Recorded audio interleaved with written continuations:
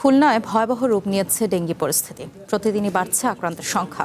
পরিস্থিতি নিয়ন্ত্রণে আজ থেকে নগর জুড়ে বিশেষ ক্রাশ প্রোগ্রাম শুরু করেছে খুলনা সিটি কর্পোরেশন। প্রাদুর্ভাব বেশি এমন ওয়ার্ডগুলোকে এ, বি ও সি তিনটি ঝুঁকিপূর্ণ জোনে ভাগ করে চলছে পরিচ্ছন্নতা, লার্ভা ধ্বংস ও মশক নিধন কার্যক্রম। তদারকিতে গঠন করা হয়েছে 3টি কমিটি। লার্ভা পাওয়া গেলে নির্বাহী ম্যাজিস্ট্রেটের নেতৃত্বে পরিচালিত হবে মোবাইল কোর্ট। ডেঙ্গি প্রতিরোধে নগরবাসীকে বাড়ির আঙিনা, ঝোপঝাড় ও জমে থাকা পানি পরিষ্কার রাখার আহ্বান জানিয়েছে কেসিসি।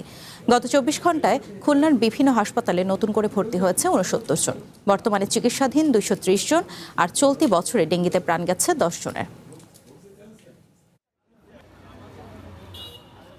ডেঙ্গু তো হচ্ছে এখন, আগে যেমন 2-1 হতো শতকরা, এখন শতকরা 20%। জ্বর হয়েছে, তারপরে গায়ে ব্যথা, পরে আমরা ইটি করাইছি, পরে ডেঙ্গু।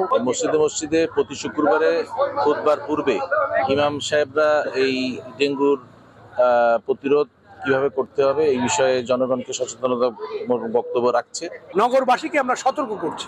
আমরা আমাদের কর্মকর্তা কর্মচারীদের সকলের ছুটি বাতিল করেছি এবং আমরা খুলনা শহরে ইমার্জেন্সি ঘোষণা করেছি এবং বলছি যে এই ইমার্জেন্সি মুহূর্তে আসেন, সবাই মিলে ডেঙ্গু মোকাবেলা করি।